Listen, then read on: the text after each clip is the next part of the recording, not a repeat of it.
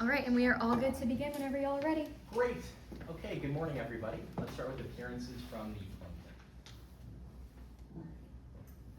plaintiff. Good morning, Your Honor. My name is Lydia Ferris. I'm joined here today by a couple of colleagues. We've got Ms. Hannah Lay. Good morning, Your Honor. Mr. Bernard Encinos. Good morning, Your Honor. And Ms. Lena Jindali. Good morning, Your Honor. Together, Your Honor, we represent the plaintiff, Eli Booley, in this matter. We have a couple of housekeeping matters, but I'm sure defense wants to get some introductions out of the way, and then we can cover them. Sounds good. Good morning, defense. Good morning, Your Honor. My name is Jimmy Fraley. I'm joined by my colleagues, Mr. Carson Huff. Good morning. Mr. Colin Jung. Good morning, Your Honor. And Mr. Carter Anderson. Good morning, Your Honor. We also have a few housekeeping matters. We're happy to let the plaintiff do theirs first. Great. Okay, good morning. Plaintiff, what would you like to talk about? Your Honor, we've got just one key motion we want to put the court on notice with. In this trial, there's going to be two experts testifying. We just want to put the court on notice that the 702 Foundation and their expertise, it's already been agreed by both sides, and the judge agreed to let them testify as experts without having the need to lay that 702 foundation. Okay, thank you. And then, Your Honor, we're invoking Rule 603 and 615. So invoked. Okay, perfect. And then that's it from us, Your Honor. Okay, thank you. Defense? Just one thing from us. Prior to this trial, both parties agreed that Exhibits 1 and 2 are pre-admitted. Exhibit 1 is the prenuptial agreement. Exhibit 2 is a financial disclosure form. Just want to go to the court now. Okay, and is that true? Just checking. That's true. Great. Okay. That's all from us. Great. Then let's get started with opening statements from the plaintiff.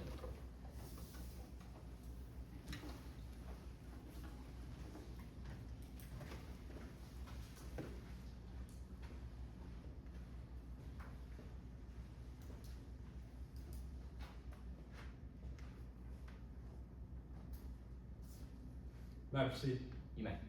May it please the court. Members of the jury, I want you to take a look at both sides of this courtroom. On one side sits Ellie Bull. On the other, the defendant, Tristan Nichols. Members of the jury, before these two were separated onto today's sides of the courtroom, you'll learn that they stood side by side. You'll learn that as husband and wife, they were in love. Now we're going to take you to the very beginning of their relationship. You'll learn that Miss Bully and the defendant first connected over shared interests. Then they began confiding in one another. They began planning their future together, and members of the jury, you'll learn that somewhere along the way, that connection turned into love. Now in general, we know when two people get married, they make a commitment to one another. A commitment to be honest, to be fair, to be transparent. That's what we promise each other. Members of the jury, marriage doesn't always work out. And that's why a prenuptial agreement exists. Now these types of agreements set out what commitments are of a relationship, and if these commitments are broken, so is a prenup. Now in this case, you'll learn that the defendant made two main commitments to my client, Ms. Bully. One, to be faithful, and two, to be transparent with her finances.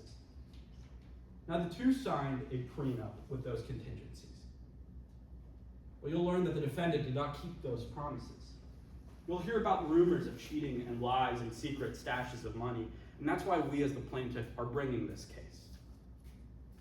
Now we're bringing this case because the defendant failed to provide Miss Bully with full financial disclosure. And as the plaintiff, we took on a burden of proof today. We have to prove this to you by preponderance of the evidence. Now that just means more likely than not.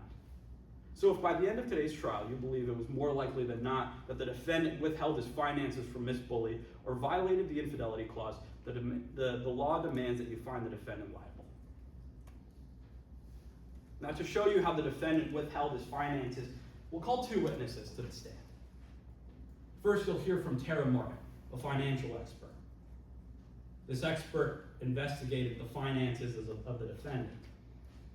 You'll learn that she discovered a secret bank account worth tens of millions of dollars. But members of the jury, you'll learn that this was never told to my client.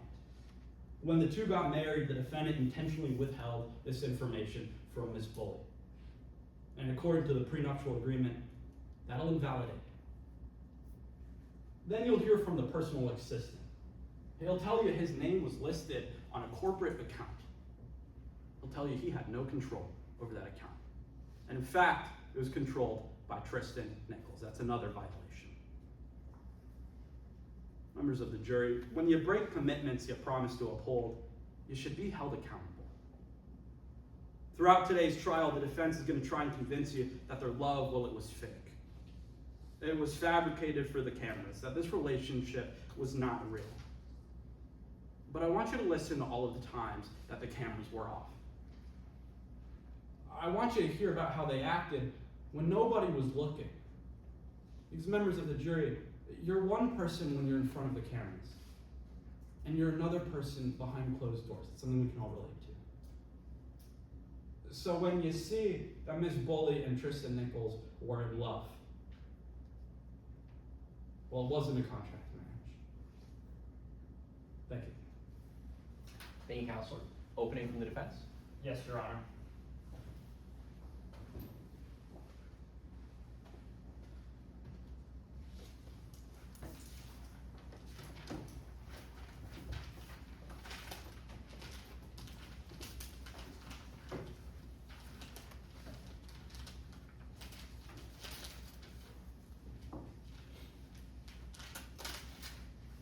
May it please the court.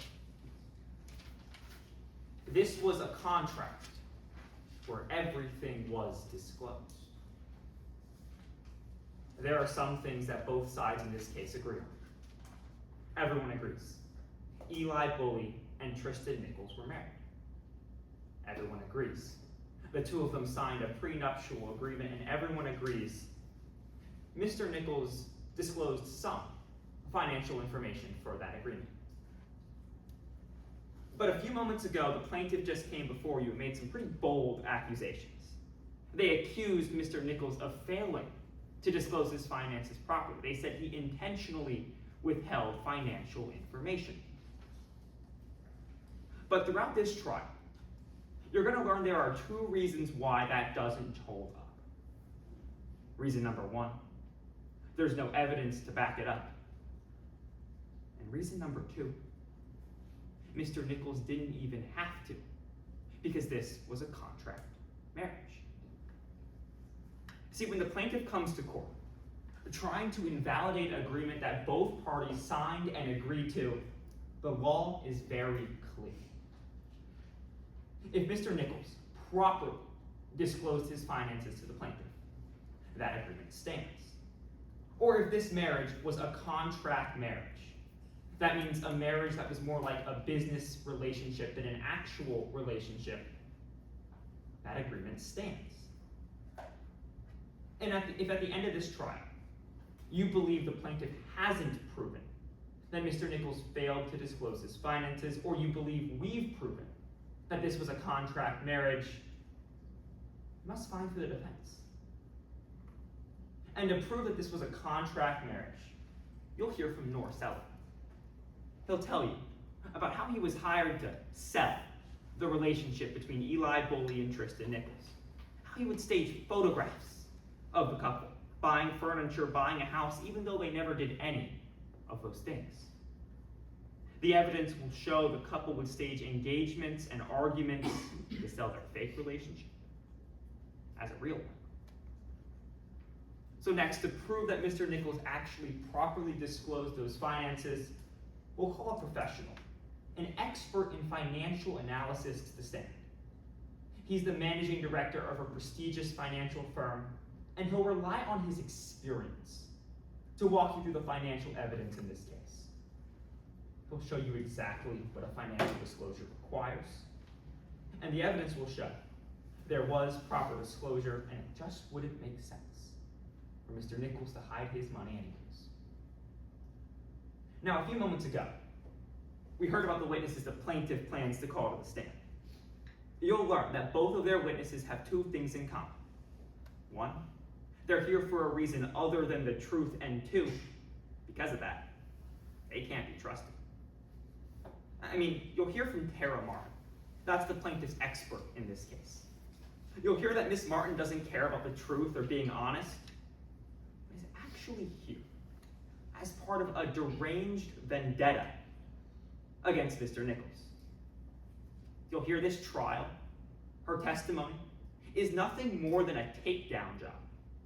That after hearing Mr. Nichols was involved in this case, she was so excited to finally stick it to him. And she came crawling to the plaintiff saying, pick me, I want to testify. That's not somebody you can trust. And in just a few minutes, you'll hear from Uxie Lee. You'll hear that Mr. Lee doesn't care about telling the truth or being honest, and instead cares more about money. In fact, when Mr. Lee gets up here to testify, listen carefully to what he claims. Because by the end of this trial, I expect you'll find massive holes in each and everything he tells this jury. See, at the end of the day, this case is simple. If you believe the disclosure was proper, or if you believe this was a contract marriage, you must find for the defense. Thank you so much for your time. Thank you. Plaintiff, are you ready to call your first witness? 1 second, Your Honor. Because they have brought up this affirmative defense of a contract marriage, we would like to invite the court's attention to some instructive case law. It should be in that binder right there. They'll both be on page 2 of the case law. We'll start with Horvath v. Minzer at the bottom of that page. Let me know when you're there. Okay, I'm there. Alright, so earlier in the opening statement, the defense said that to the jury, if this was a contract marriage, then the defendant did not have to disclose her assets. That's incorrect. According to Horvath v. Minzer, a contract marriage means there is a lower disclosure duty, but not no disclosure duty. And we'd like that to be instructed to the jury. Okay, without getting into rehashing what was said on opening statement, do you agree with that characterization of the law that it's not that no disclosure is allowed, but you need some disclosure? Absolutely, Your Honor. Okay, I'll instruct the jury as such, and we'll proceed from there. Is there anything else you'd like to discuss? Yes, Your Honor. First case on that page, Salter v. Ryan. Okay. As they're alleging that this is a contract marriage, Salter v. Ryan says that a marriage can start as a contract marriage and then develop into something real. We'd like to invite the court's attention to that case law because that's what we'll be arguing, that it started off as a contract, then developed to be real. Okay. Is there anything that you'd like to say on that matter, defense counsel? Nothing from us. Okay, we will propose some jury instructions on those on that front, but I am aware of the case law. Thank you. All right, thank you, Your Honor. This time we call Mr. Uxie Lee to the stand. Mr. Lee.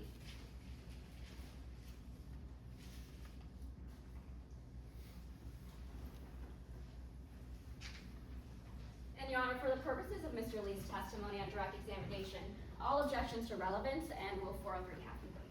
Great.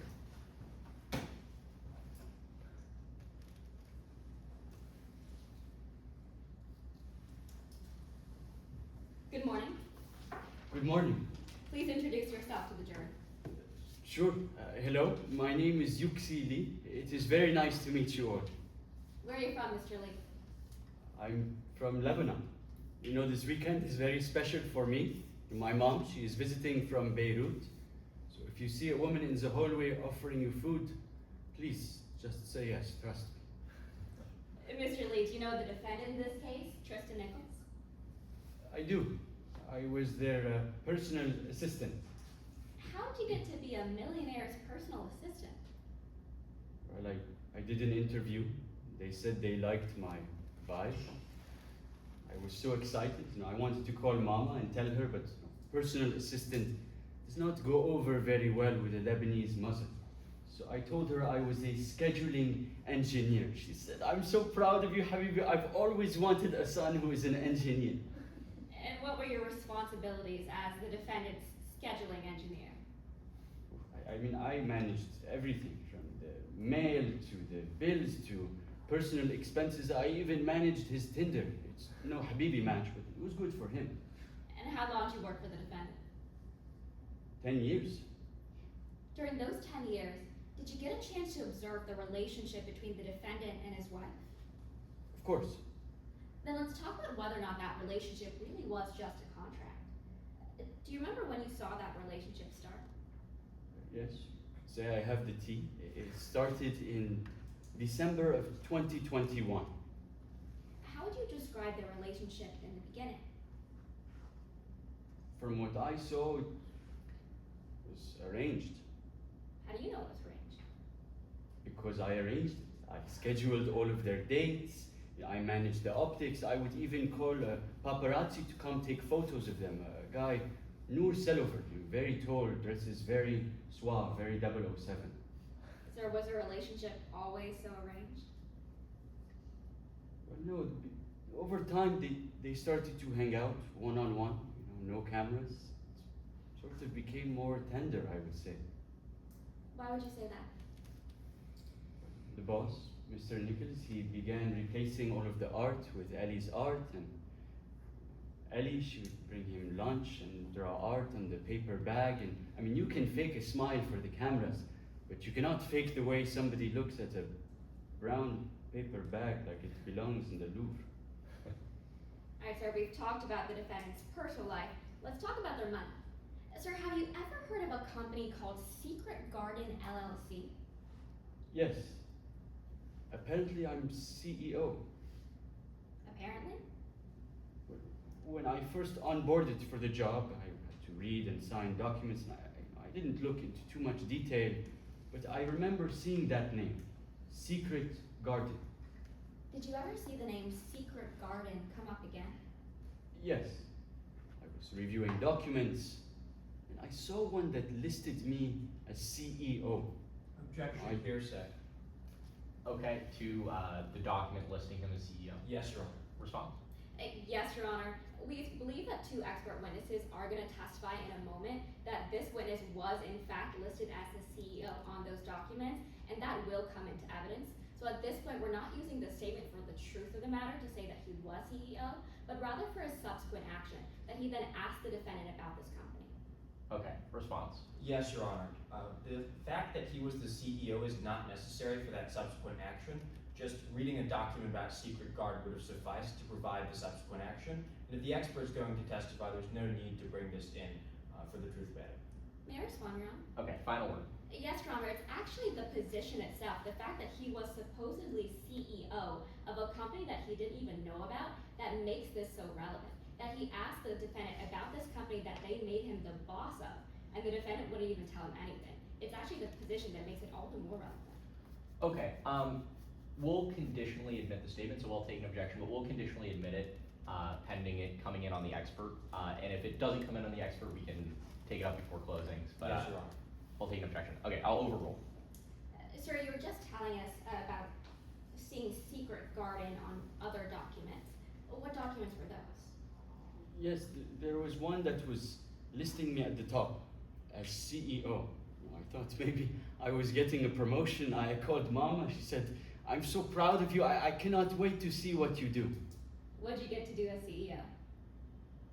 Nothing. Sir, did you ever ask the defendant about this company you were supposedly the CEO of? Yes, they said it was a pet project. I don't know. I didn't understand why my name was being put for it. Did the defendant tell you why your name was put down as CEO? No, Did the defendant tell you why he didn't put his own name down? no, Did the defendant even tell you what this business was? never, no. What did the defendant say? They said they just needed to put a name, and he said, "Don't worry." So what'd you do? I didn't worry. Sir, sitting here on that stand, do you still work for the defendant? No. Over time, I did not really like how I was being treated at the company, so I quit. What do you do now? I'm an apprentice. An apprentice for who? I really liked when Ellie's art was replaced, and so I'm studying art under her. I called my mom. I told her, "Mom, I quit my job. I'm going to study art." She said, "Liberal?" I said, "Yeah, I am." She said, "I've always wanted a son who studies liberal arts. I'm so proud of you."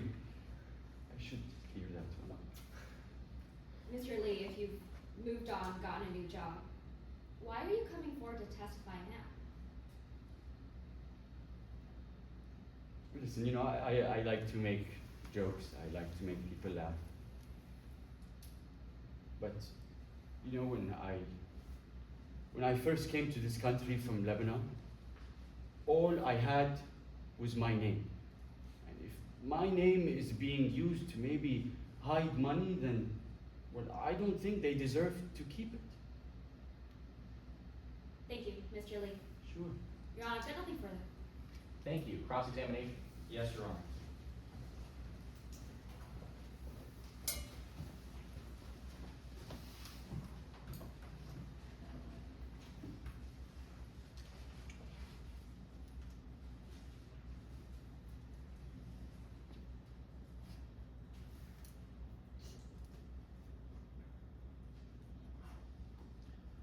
May I proceed? Yes.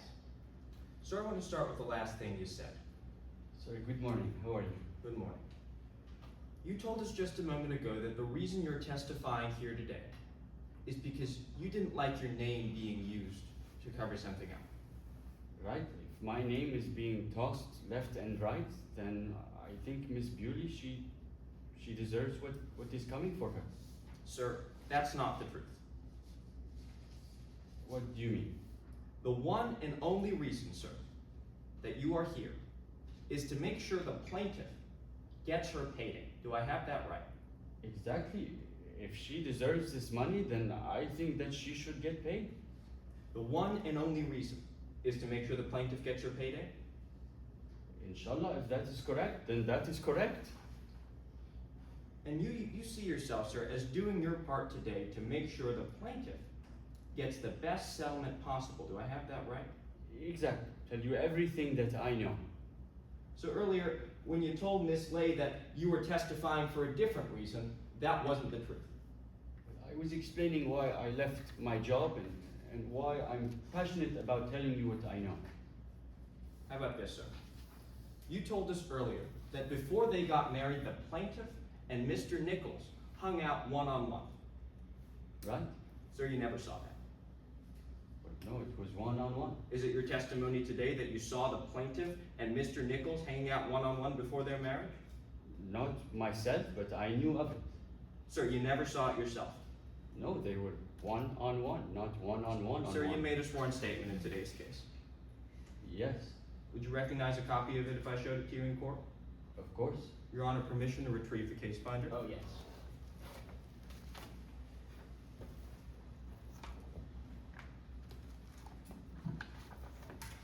Sir, right there, that's your sworn statement, isn't that right? Yes. If you flip to the back of that sworn statement, you'll see your signature.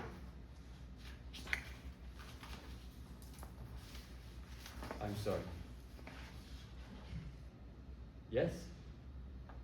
And that's your signature. You signed that document under the pains and penalties of perjury. Exactly. So I'm going to hand you a pen. Could you circle where it says you saw them hanging out one-on-one before their marriage? Are you sure? We don't have much time. The World Cup is starting very soon. But okay, give me a moment.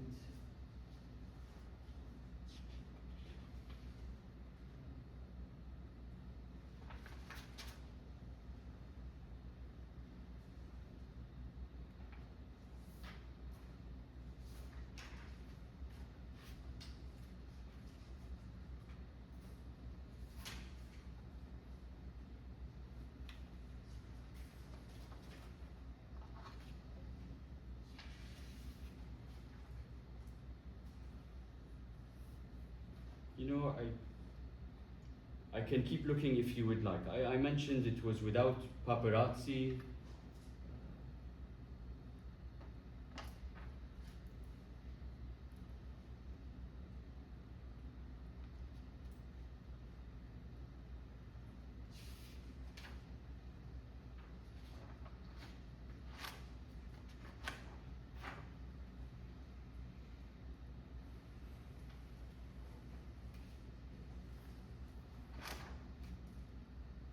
So the truth is, you didn't say in that document that you saw them hanging out one-on-one.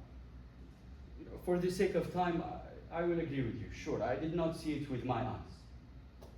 Because the truth is, sir, even though you were Mr. Nichols' closest friend, you actually never saw Mr. Nichols calling the plaintiff. No, You never saw Mr. Nichols texting the plaintiff. I mean, I was not snooping over his phone. He's not my son. Sir, you'd say you heard about Mr. Nichols' private life, even the stuff that isn't told to the press. Right? But not once did Mr. Nichols tell you about his feelings for the plaintiff. Well, I mean, not in what words do you mean? In any words, sir. Well, I mean, you know how billionaires show their love sometimes. That's a yes to my question. He's never told you once about his feelings for the plaintiff. No, they never said, I love you in front of me, if that's what you're asking. Sir, in fact, Mr. Nichols has never told you about the plaintiff at all, except in a business context.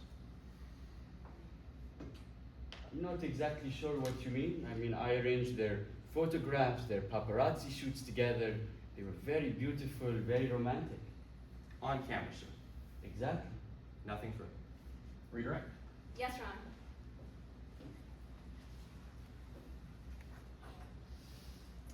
Hello again, Mr. Lee. Hello. I want to be clear, Mr. Lee. When you saw the relationship between the defendant and their wife, did you see them hanging out without the cameras around? Yes, Did you include that in your affidavit? I did, although I could not find it earlier. There's a lot of paper which I'm usually good with. So yes, you did include that in your affidavit, that you saw them without the cameras. Yes. Sir, did you see them, the thing you talked about on direct examination, bringing the lunch to the office when no one else was around? Did you see that happen? Yes, I mean, I was impressed how much art could fit on a little paper bag. It was very sweet. Sir, did you include that in your affidavit? I did. Thank you, sir. Your Honor, I've got nothing further. Recross. No recross, Your Honor. Okay, thank you for your time, sir. You're excused. Thank you. I can also take the binder back. Okay. Thank you. Okay, next witness. Yes, Your Honor. The defense calls Mr. Norris Sullivan to the stand.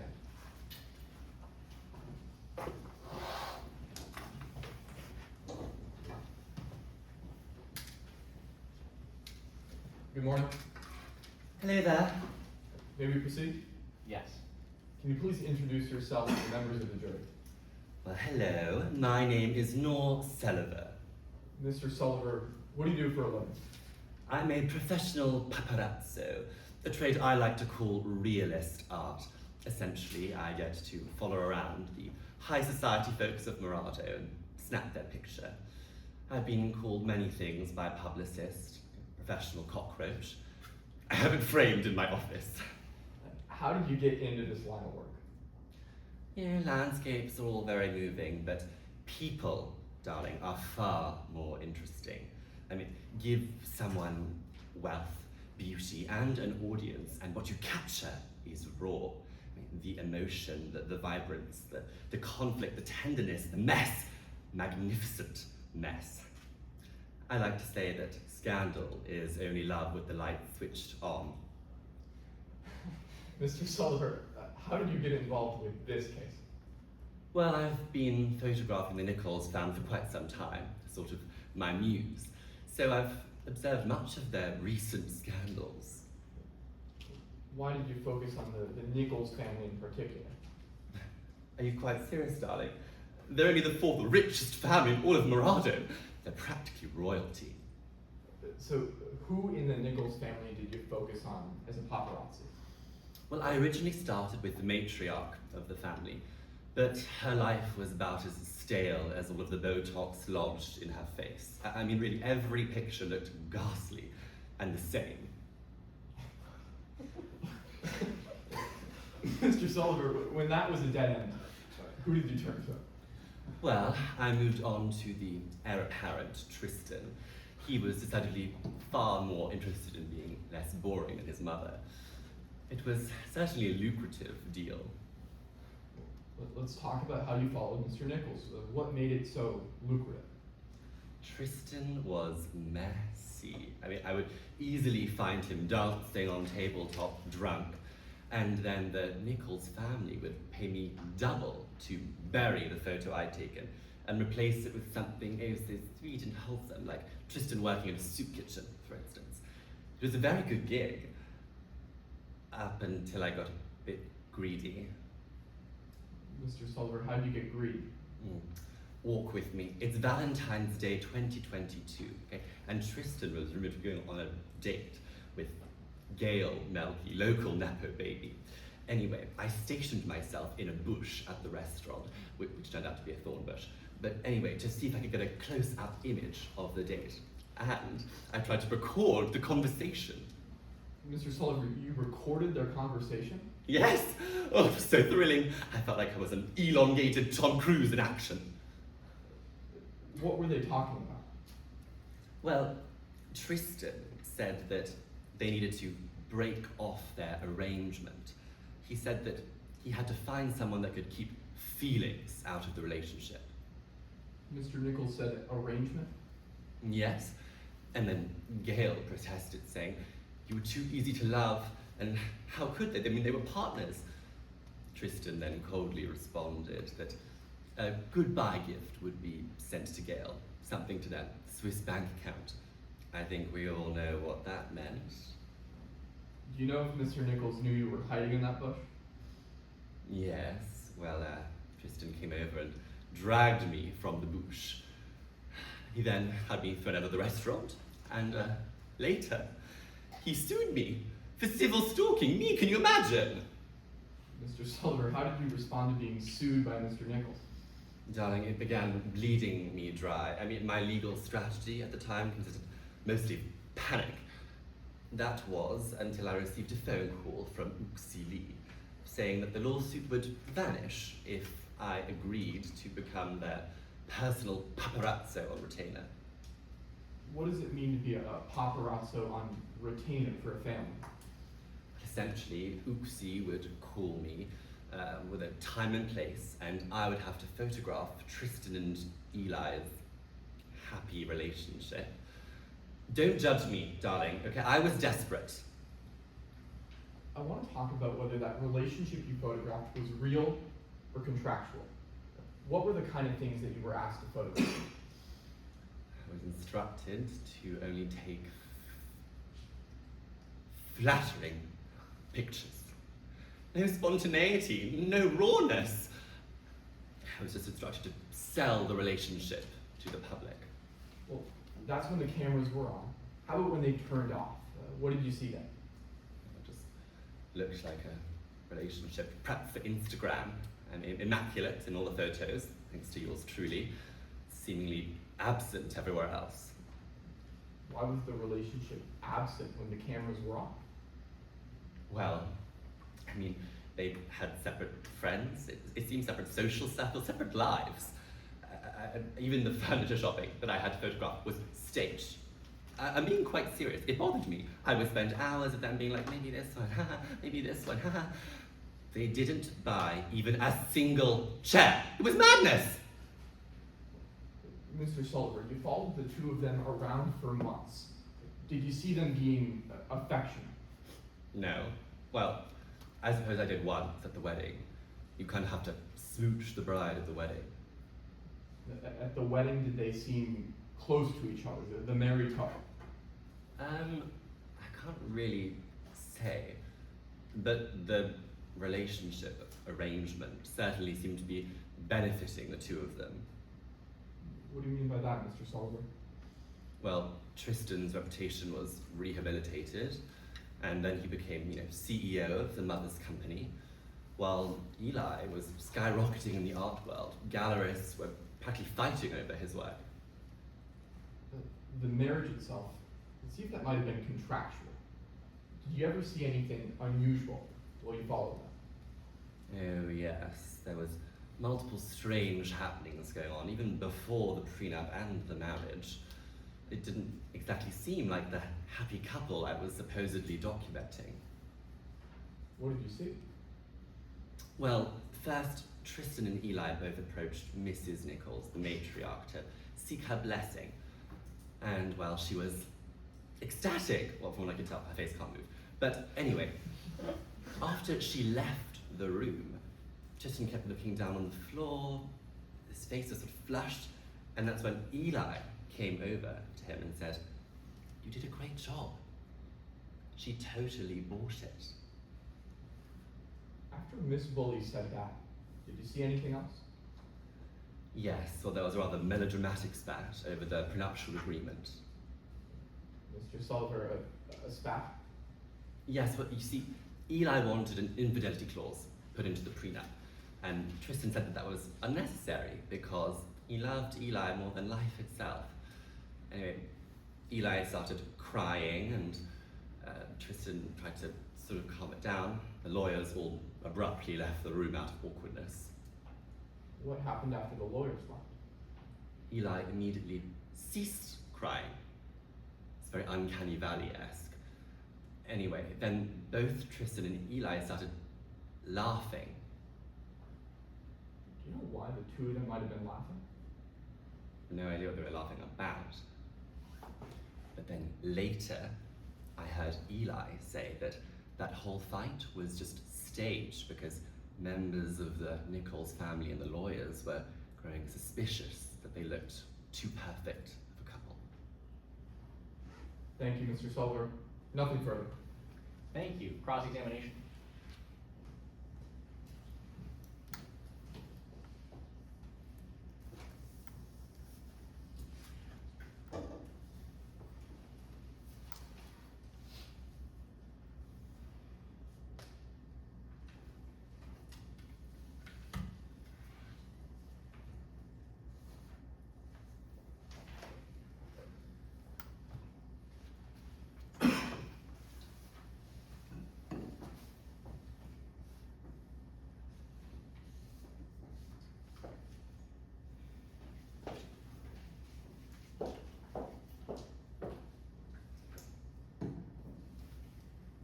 May I proceed? Yes.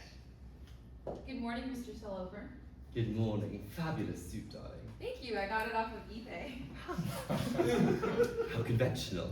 I know. Sir, I just want to clarify one thing you just told the members of the jury. You were telling us that the plaintiffs said they were worried that the lawyers were starting to think the relationship was staged? Members of the Nichols family, yes. Not the lawyers. Well, just the group. The group or just the family or the lawyers? Which one is it? I believe it was the family. That was what it was meant to be. Alright, that's what you meant on direct examination? Yes. Alright, that's not what you said, sir. True? That's not what you said. I believe I did say that. It was the Nichols family group. Alright, sir. Truth is, you're helping the defendant hide evidence of fraud. Do I have that right? Helping hide fraud? Me? I'm no financier, darling. Sir, you were telling us about events you saw before the defendant signed the prenup. There's one you left out. Which one are we speaking of? Sorry? The one where the defendant was talking about missing funds. Do you remember that one? Yes. Vaguely? You vaguely remember the defendant talking about missing funds? Right. There was some kind of drama with one of the accountants about company funds, something about charity, or I don't really know. Was it something about how the defendant was trying to hide funds from the IRS? Well, yes, the IRS was brought up as a concern. But Tristan just said something about a charitable organization, donation. I don't really know. I know what I'm doing. Those funds you are missing are just a charitable donation, a write-off. They aren't anywhere you or the IRS need to worry about. That's what you heard the defendant say. Yes, that's what Tristan said. Sir, they were talking to the company accountant. Yes, one of them, Vida. That company accountant told the defendant, you can't do that. Yes, that's what she said. That money has to be reported. Yes, I did hear that. Sir, that entire conversation you never brought up on direct examination. No? Truth is, the reason why you didn't bring it up on direct examination is because you're under the defendant's thumb. Well, I suppose I am currently still employed by the Nichols family. No, sir. You are under the defendant's thumb. Your words. Right. I mean, I'm not exactly getting to do the regular paparazzi work that I love. I'm doing all of this stale work. Sir, for years, you've taken money from the defendant.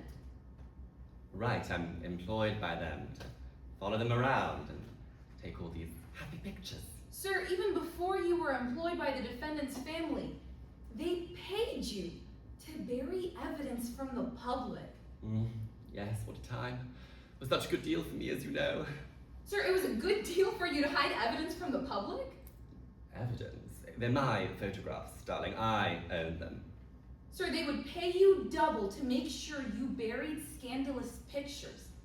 Yes, to throw in the puppies, the soup kitchens, all that kind of good stuff. Sir, I want to be clear, every time they put money on the table, you said yes.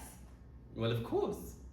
You've never said no to getting paid by the defendant's family. Do I have that right? No, it was very fun to negotiate with the family. Felt very important sitting in that room. And now, sir, you know you're on thin ice. Well, I mean, certainly if I was to sue anything or publish anything that they wouldn't want. Sir, you'd actually been sued by the defendant's family in the past. You told us that on direct examination. Yes, exactly. I mean, imagine me, condemned to a life of orange jumpsuits. Sir, what you left out is they didn't just sue you, they threatened to press criminal charges. Yes, it could go from a civil suit to a criminal suit for legal fees, people. What This were is the- serious stuff. Sir, what were the criminal charges they were threatening? They said various things, but it was more just about upping the strength of the accusation. You don't remember? Not cleanly, no. Give me a guess. Try your best. They just said that it was criminal. It could be taken there. They said it was criminal without clarifying the charges? Is that your testimony? Well, I don't exactly remember what the words were now. Stalking and wiretapping. Do you remember them now? Yes, well, it was civil stalking, so they were just upping the charge to criminal. Sir, they were bleeding you dry. Mm-hmm. Lawyers are very expensive, it turns out. Sir, you were desperate. Yes. That's why a month before you came and testified, well, the defendant's lead attorney, they called you. Mm-hmm. Uksili said the whole thing would vanish if I... Hold on. It wasn't Oksili, sir, that called you. Who called you a month before this trial? A month before the trial, right, sorry. That was the group, the Nichols family group. They'd found the deal that I'd had previously with Uksi and were putting it back on the table. Once again, sir, that's not correct. Who called you a month before this trial? Again, it was part of the lawyers of the group. Sir, you remember preparing an affidavit? Yes, You'd recognize it if I were to show it to you? yes. Could we use that binder right there? Thank you.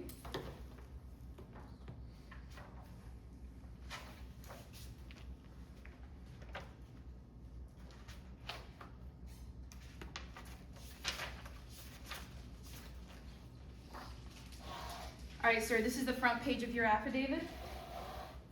Yes, it is. Flip to the No, back, actually, it's your signature. no, sorry, it's not. All right. Where's it meant to be? That you should probably be the next.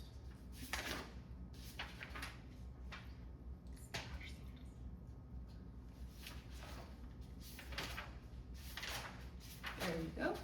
Thank you. That's the front page of your affidavit. Yes, it is. Flip to the back. It's quite long, sorry. Yeah. That's your signature at the back. Mm-hmm. That's correct. All right, sir, go to line 241. And that's time. Could I ask the line? Yeah.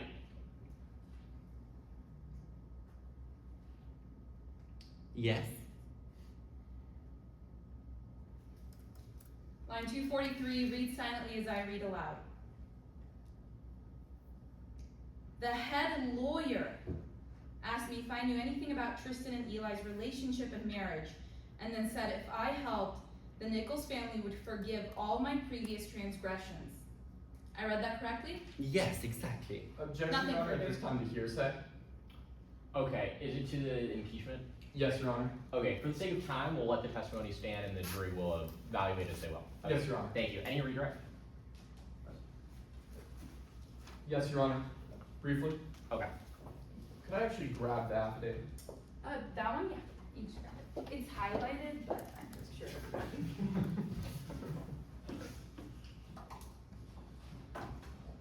still have that pulled open, Mr. Selber? Yes, I do.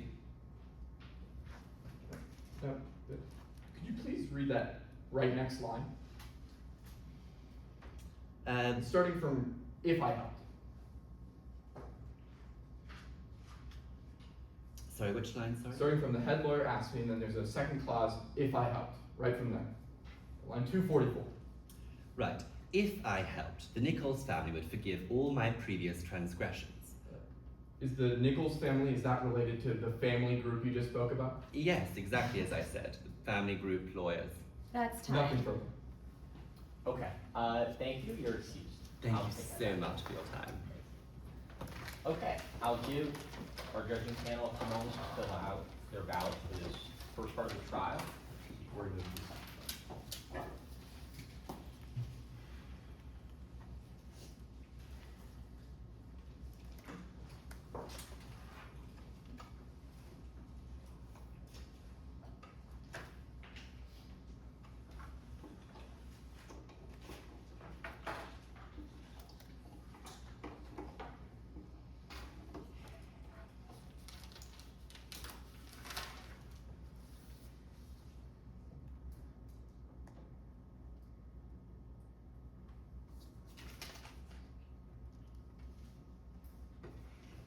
Okay, and can I get a thumbs up when you're doing the first part of the ballot? Thank you.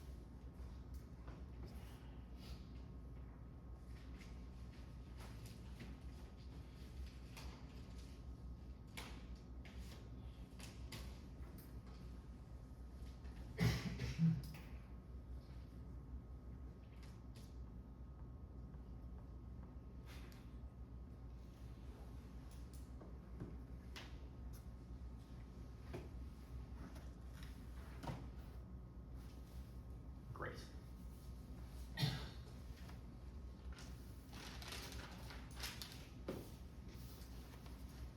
Sorry, I'm taking. No. Thoughtful judging. Always appreciate it.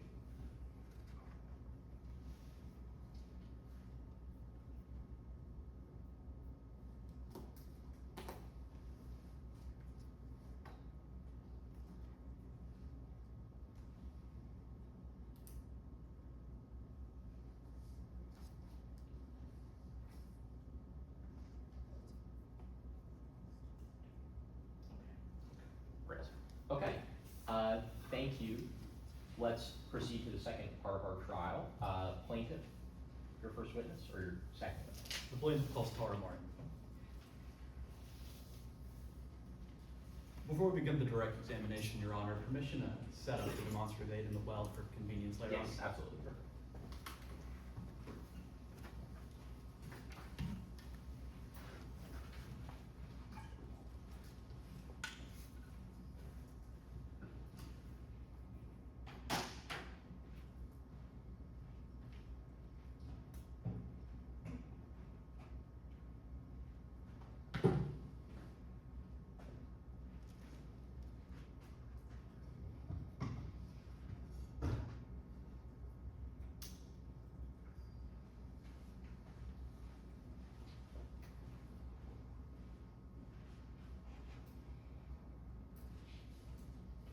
Good morning.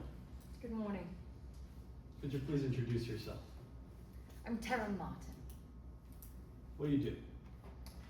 I own my own investigation service and I also serve as a lead forensic accountant. What does a forensic accountant do? It's a very good question. The title makes it sound a lot more interesting than it actually is on the day-to-day. I investigate financial fraud, so most of the day job is a lot of coding and maths, but I like it. It's a way to do what I love in a way that makes the world a better place, or at least a little bit more fair. What's your educational background? My education is all in economics and accounting. I moved to the States for university, where I received both my bachelor's and my master's degrees in economics, and then I got my CPA license after that. What's your professional experience? Sure, I spent the first 12 years of my career working for the State Revenue Department, also as an investigator looking into financial crimes, and for the past 5 years I've been in the private practice. Ms. Martin, do you have a history with Tristan Nichols? I do. I'm glad you asked that. I think it's really important to be upfront here. I do have a history with him. When I was working for the State Revenue Department, I investigated his company on corruption charges. Unfortunately, the evening before my report was supposed to get published, I was suddenly fired from my job, the investigation was cancelled, and the department put out a statement clearing him of all wrongdoing. Why does that experience matter for a case like this one? Because that's exactly why independent contracting matters. When we are in a moment when rich families can have so much power to get career officials fired from their jobs, we need independent checks and balances. None of us should be above the law, and the work I do now helps to assure that that's possible. Before we get into your findings, could you tell the members of the jury what you were brought here to investigate? Yes. So the work I did for this trial was an audit of Mr. Nichols' finances to see if he did a proper financial disclosure before signing his prenuptial agreement. What's a prenuptial agreement? Well, in a marriage, we'd assume that most partners are going to be sharing all of their money. So, in the case that someone passes away, there's a divorce, or some other reason that a couple splits apart, prenuptial agreement decides how that money will be divided. Now, to clarify all of the terms here, what's a financial disclosure? Well, in order to decide how money is going to be split up, you need to know how much money someone actually has. So, financial disclosure is a necessary part before the prenuptial agreement, explaining all of the assets that you control. Ms. Martin, what happens if someone doesn't provide an accurate financial disclosure? It's a violation of your duty. Prenuptial agreement may be cancelled. Now, you mentioned you performed an audit of Mr. Nichols' finances. What data did you have access to? In my mind, this is the fun part. So we gathered all of the transaction history from his investment accounts, private savings accounts. This ends up being thousands upon thousands of transactions, all in the 3 years leading up to his marriage. So once you collect all of these records, what do you do? It's a little bit complicated. Do you mind if I show you instead of telling you? Please? Permission to let Ms. Martin step down. Granted. Ms. Martin, what are we doing here? We're going to start on the left-hand side over here. We're going to write bank account. That's where we start. On this other side here, I'm going to put hiding spot. This is where, if someone is trying to hide away money, trying to not disclose it, we're going to put it here. This can be an offshore account, a shell company, somewhere where it's harder to find. Now finally, because I am not a billionaire myself, I brought in $3 for us. I'm going to put this over on the left-hand side here to represent the money that is originating in this bank account. Now, that data that I mentioned earlier, that is the movement of these money. So we know the amount that's being moved and the ending location. Are you just looking for these large movements of money, or is there anything else on your radar? I wish it was that easy. Large movements, moving all of this at the same time over, would be too easy to track. So oftentimes this money is split up to smaller transactions. Can you give us an example of what this pattern of movement looks like? Sure. So we're looking for a pattern of maybe $1 moved in the first month, another money moved to a separate account. We move the money over a couple months later, and the next year the final cash ends up here. So the pattern that we're looking for of the final location. Thank you, Ms. Martin. You can retake your seat. Thank you.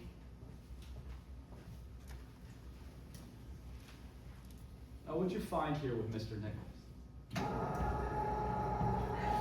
I found one concerning pattern in this case. I found that there was $30 million that, over this 3-year period, was moved to something called Secret Garden LLC. Please, could you tell us about Secret Garden LLC? Well, all of the information that I was able to gather about Secret Garden told me that it was a shell corporation. Tell us about that information. What made you think it was a shell company? Well, a shell company is sort of a fake company. It only exists to be a place to store someone's money that's not directly attached to them. The major sign here is that there was not a single record of any business activity coming from this company.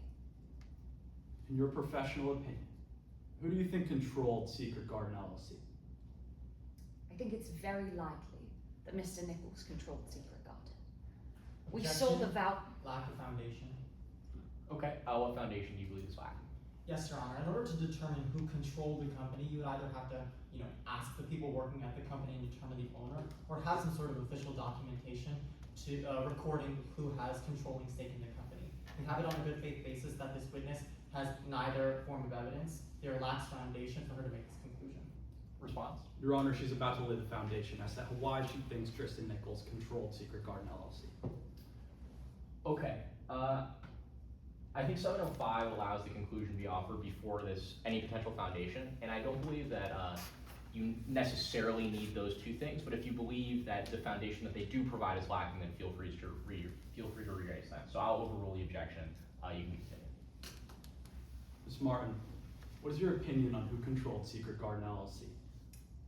I believe it's very likely that Secret Garden was controlled by Mr. Nichols. There were a couple signs that we looked at here. First, we saw the valuation of the company suddenly jump from $1 all the way up to 30 million. That is the exact same amount that we saw moved and in the same time period.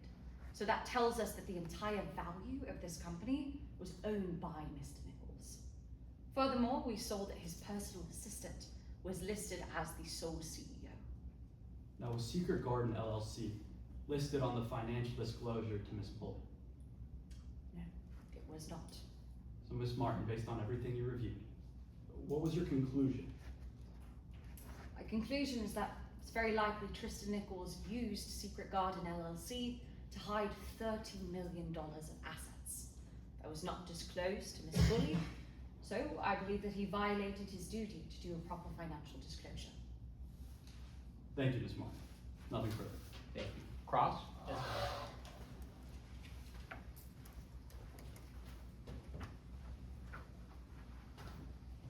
Honor. Good morning, Ms. Martin. Good morning, sir. You're a forensic accountant, right? I am. Licensed CPA, Yes, sir. investigative auditor. That's correct. My mom actually used to be a CPA just like you. She used to say that the work could be monotonous, but satisfyingly logical. Would you say that's how it is? I would agree with you. I try to encourage fellow kids like me who are really into maths and coding that they could do some good with their lives. Maths is not boring, I promise. That's right. You said it's a lot of coding and, pardon my British, maths, right? That's very correct. Right. You look at financial records, Yes, analyze bank statements, that is all correct. crunch the numbers. Sure, Very objective process, right? for the most part. Right, but it can be hard to stay objective if you have a vendetta against the person you're investigating. Wouldn't you agree? Yes, there were no vendettas in this case. All right, well, let's rewind and see if we can't get to the bottom of how you really feel about my client. You said you previously investigated Mr. Nichols, right? Yes, like I mentioned back at my time with the Revenue Department, I was assigned to a case investigating his company for corporate fraud. You were fired. That's correct. You didn't mention that you were also blacklisted from all government jobs. Yes, I was. On direct examination, you said it's important to have independent contractors, right? Absolutely. In a world when a 12-year career official can be blacklisted and fired for investigating someone from fraud, it's exactly why we need independent contractors. You maintain that your prior history with Mr. Nichols is not influencing your testimony today, right? Absolutely. Right, but you have to admit, Ms. Martin, that sitting on the stand today, you still personally blame Mr. Nichols for getting you fired, yes? It's quite obvious I was looking into his company for fraud, and it was the exact next day that I got fired with no cause. My question was if you still blame him. You do. Oh, absolutely. You still personally blame Mr. Nichols for getting you blacklisted from all government jobs, yes? Yeah, absolutely. And by the way, you have no proof that he had anything to do with you getting either fired or blacklisted, right? I mean, we didn't exactly announce that to the world. My question was if you had proof, and you don't. Not on paper, sir. Okay, so before we talk about your work in this case, let's be very clear. Sitting on the stand, you continue to blame my client for something you have no proof he did. Sure. Alright, let's talk about if this case is personal for you. Now, earlier this year, you heard that Ms. Boley was looking to hire someone to investigate my client, right?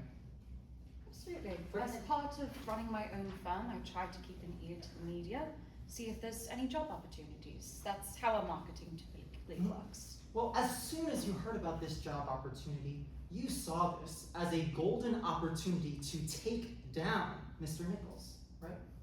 That's what the job required here. I'm not asking about what the job required, I'm asking about how you would describe the job.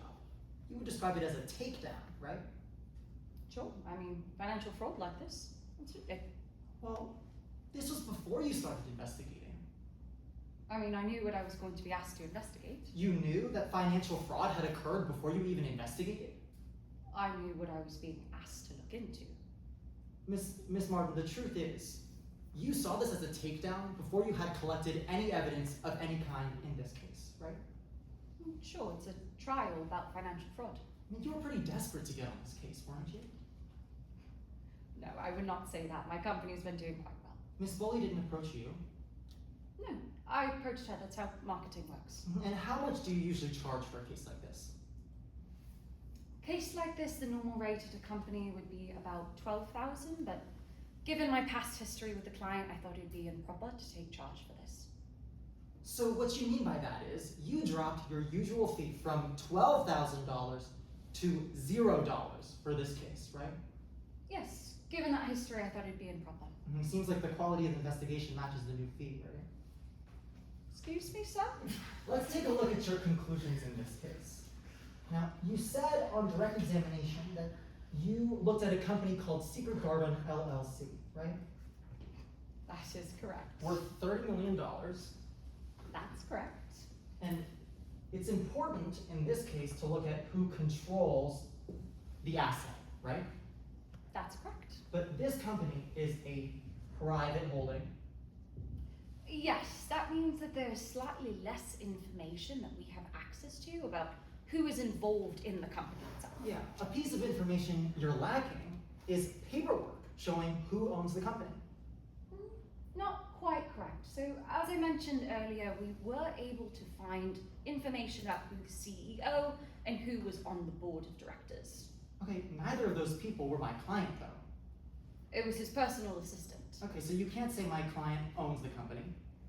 We can't be certain. That's why I'd say it's very likely that he owns this company. It's not atypical to see a personal assistant, a large-scale CEO, doing something on his behalf, but we can't say for certain here. So, Mr. Martin, just a yes or no to my question.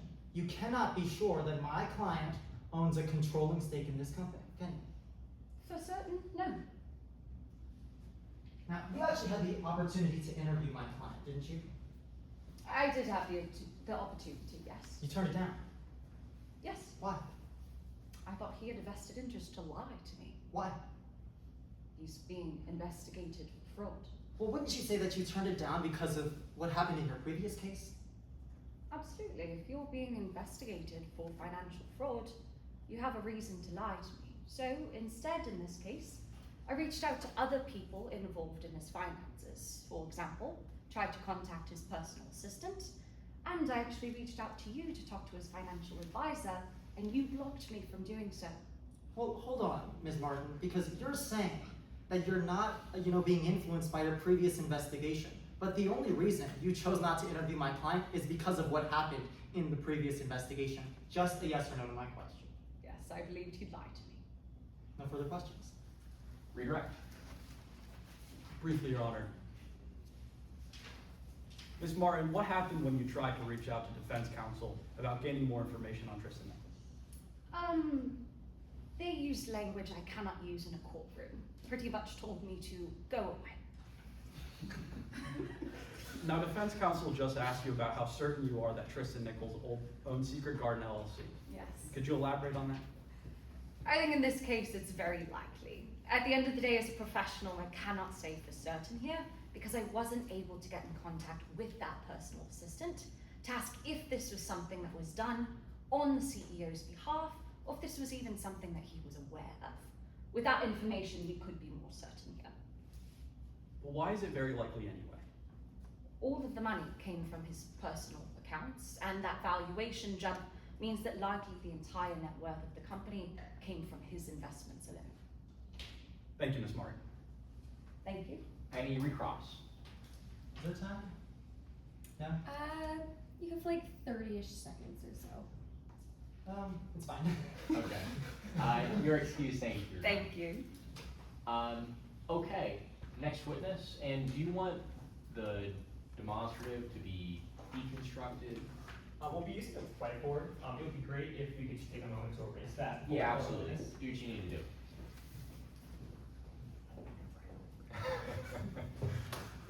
Preserve it for, yeah.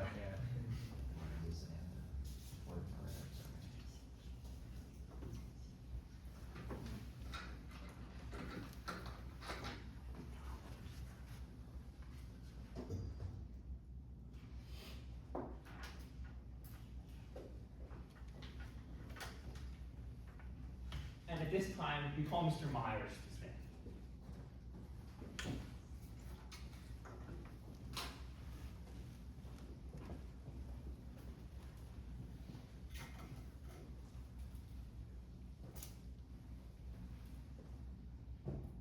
Good morning. Good morning. Could you please introduce yourself to our jury? Of course. Good morning.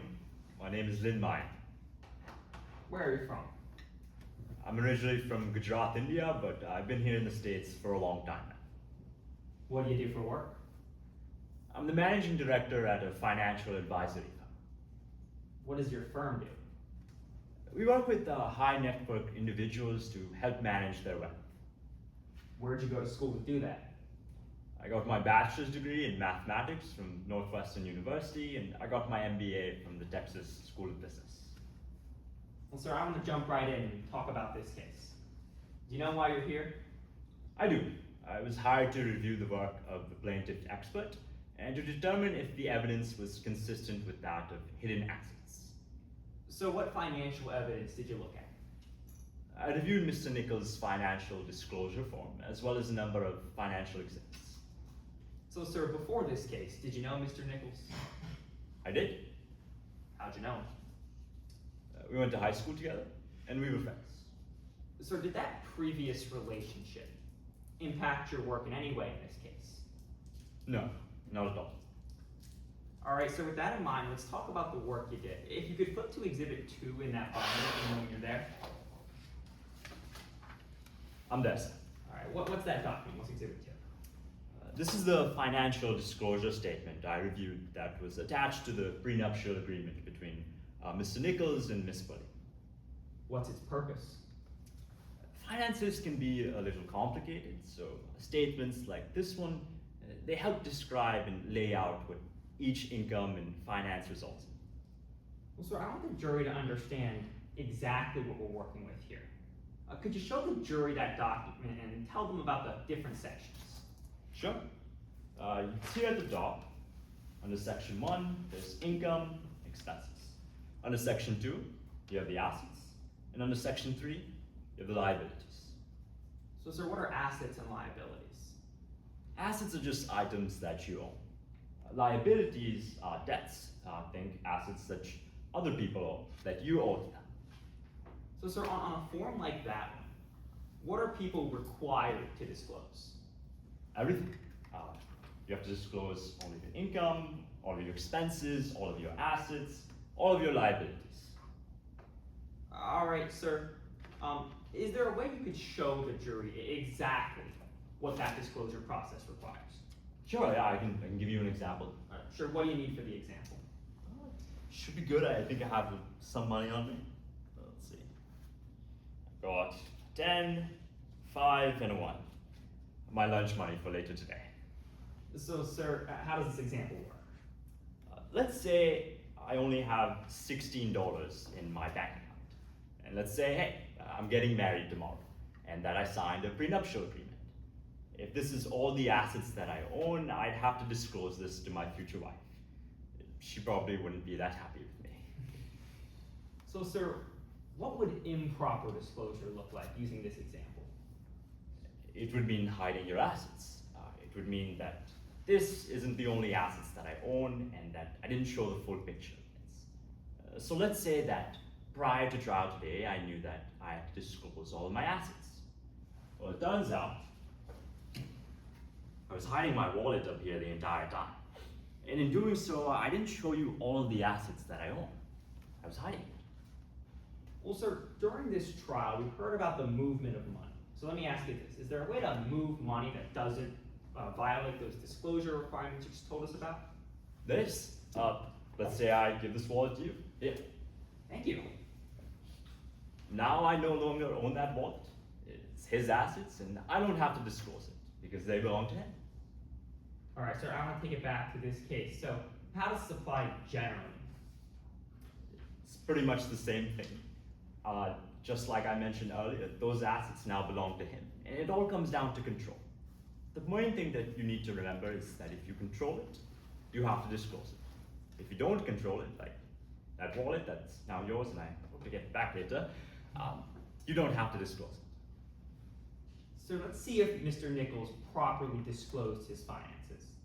So, sir, what did the plaintiff expert flag as evidence of possible improper disclosure? They flagged that Mr. Nichols had invested $30 million in a company called Secret Garden. Sir, I want to make sure the jury understands everything we're talking about here. So would it be helpful to use this whiteboard to keep track of everything? Sure. All right, sir. Your Honor, would it be all right if the expert stepped into the well? Yes. All right, sir.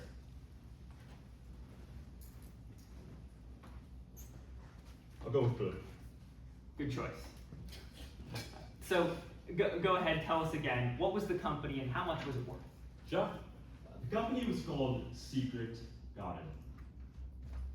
Please don't mind my handwriting. And it was worth approximately $30 million.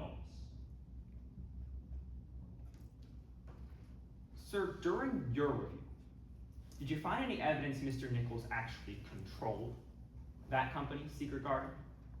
No. From looking at the corporate registry documents, I actually found that the company belonged to the assistant. So I'll cross this out. Well, sir, I want to see if it even makes sense for Mr. Nichols to hide his money. So, sir, hypothetically, if Mr. Nichols had actually failed to disclose an asset, what would that mean for him in a divorce? That would be a problem because of the prenuptial agreement. How? Well, not disclosing all of your assets, that would violate the prenuptial agreement, and he'd stand to lose a lot of money. So, sir, if that had been the case, how much would Mr. Nichols stand to lose today? Mr. Nichols would lose half of everything. That's $3 billion. So, sir, comparing the amount of money the plaintiff's expert said was hidden and that $3 billion, could you tell how it compares? I'll flip it back to you. Do you have a calculator? Will the one on my phone work? Yeah, that's great. Sure. Here you go. Thanks. It's about 0.01. So, 1%. Well, thank you, sir. You've got nothing further, and you can retake your seat. Here's your phone. Cross-examination. Yes, Your Honor.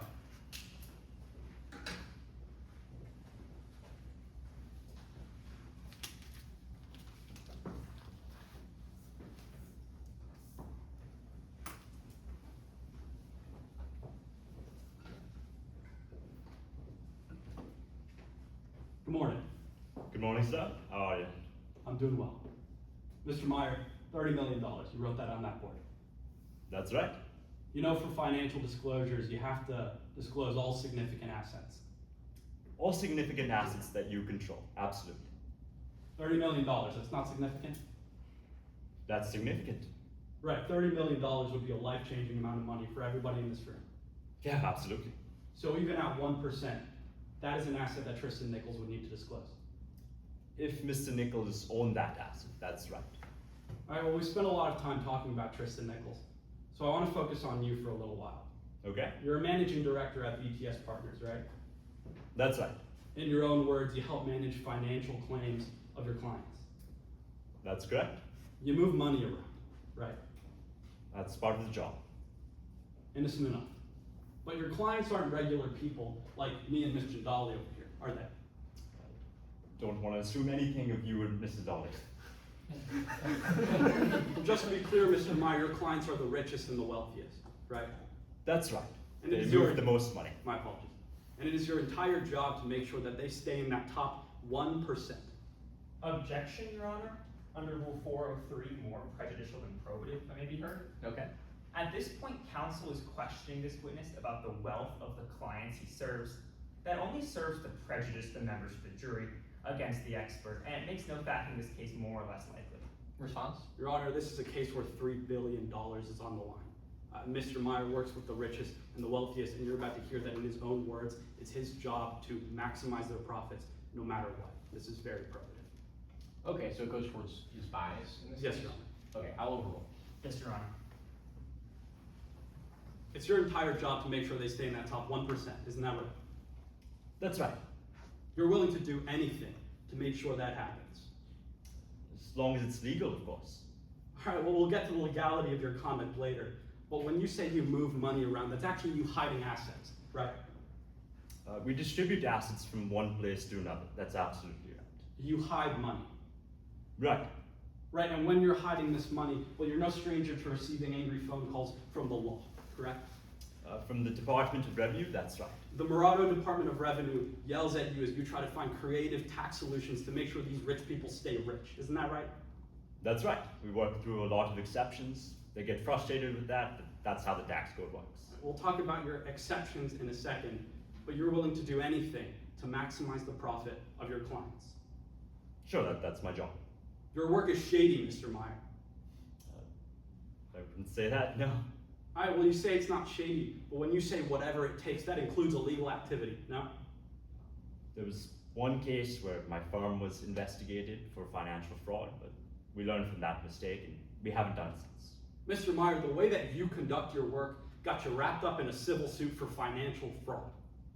That's right. There was one case where that happened. One case that included 6 figures, right? That's right. 6 figures, that's a pretty significant amount. It is. We paid it all and we didn't do it again. You were found guilty of financial fraud. We were found liable of it. Is it your testimony that you weren't found guilty for financial fraud? I was found liable for it. That's right. Guilty or liable? Liable. That's right. All right, well, you had to pay restitution, right? 6 figures of restitution. The firm paid the restitution fee. That's Well, right. it was actually one of your clients that paid that restitution. Your firm didn't even have to cover it. No, the arrangement was that one of our clients would pay the restitution fee that our firm was charged with. Restitution, to make that clear for the members of the jury, that means you had to pay back the money that your firm stole. The money that our firm owned. That's absolutely right. All right, now we're talking about whether or not you're gonna lie. Let's talk about if you have lied. Because you actually lied in your preparation for today's report. Sorry? Well, when you were writing your old report, you called Tristan's old investment bank, right? I did. I was determining whether the finances between Mr. Nichols and Miss Bully were conjoined or if they had separate accounts, but I didn't bring any of that evidence up earlier today because of the way of how I collected it. But you wrote about it in your report? Absolutely. For full transparency, I disclosed that to you and the other attorneys over there. When you called them, you were pretending to be someone that you weren't, right? Right. I told them that I was calling on behalf of a savings account. Right, you impersonated their client's savings account. That's right. They had refused to take my phone calls. I needed to gather the evidence, but again, I didn't bring any of this up earlier today because of the way of how I collected the evidence. Well, I just want to be very clear here, Mr. Meyer. That means you lied to this company. I did. And the findings that we have in your report are based on a foundation of you lying. None of the findings that I discussed today, no. Well, I'm asking about your report. And the findings that you wrote about in your report were based on a lie. The one finding determining whether Mr. Nichols and Miss Eli had a joint account or not, that is true, but I didn't discuss any of that today. Mr. Meyer, I understand what you're saying about today, but I need to keep the record clear for the members of the jury. In part, the findings in your report were based on a lie that you told, yes or no? Yes, the one finding that I did not discuss. All right, now let's talk about your findings. You reviewed the exact same financial data as Terramar, correct? That's correct. You conducted a trace as well, Transaction trace, that's right. and you found the same patterns as Terramar, correct? That's correct. That was $30 million flowing out of Tristan Nichols' personal account. Right, it went from Mr. Nichols' personal account to Secret Garden, LLC. The shell company, correct? That's correct. Shell company, it's a company that's hidden on, mostly on paper. You can think of it like when you deliver a package to a PO box instead of your home address. Shell companies are used to hide wealth, correct? They can be. The Secret Garden LLC does not appear anywhere on Tristan's financial disclosure. No, it does not. That $30 million, that movement of it, that was suspicious, your words, correct? Right, I thought it raised some questions. Well, some questions because it moved in just a couple of months, $30 million, That's correct. right before their marriage. That's right. That pattern could represent an undisclosed asset from Tristan Nichols, yes? It could. That was one of the possibilities. That's evidence of Tristan Nichols hiding his wealth in a shell company. Right. Now help me out here, Mr. Meyer. Let's tell the members of the jury why you might be offering all of these explanations that you told us on direct examination. Because you've got a lot riding on today's case. No, I wouldn't say that. Now, you don't think that if this case goes well for Tristan Nichols that you could land him as a client? I could. That's right. You don't think that's a lot riding on this case? No, I don't. Well, let's talk about why you do have a lot riding on today's case, Mr. Meyer, because if you land Tristan Nichols as a client, then you can sit pretty for the rest of your life. You don't have to work ever again. Sure, that's right. Mr. Nichols, he has a lot of money, and it would be good for the business. It'd be good for us. You think not being able to work a day for the rest of your life, well, that's a pretty significant And life that's change. time. Sure, I think anyone here would agree. Thank you, Mr. Meyer. Your Honor, I have no further questions. Thank you. Redirect? No redirect, we ask the witness be excused. Okay, you're excused, thank you. Thanks. And I might ask one of the attorneys for the defense just to erase the whiteboard, Sounds good. potentially move it. Thank you. Mr. Fraley, do you think I can get my wallet back? Here you go. I was hoping to hold on to that.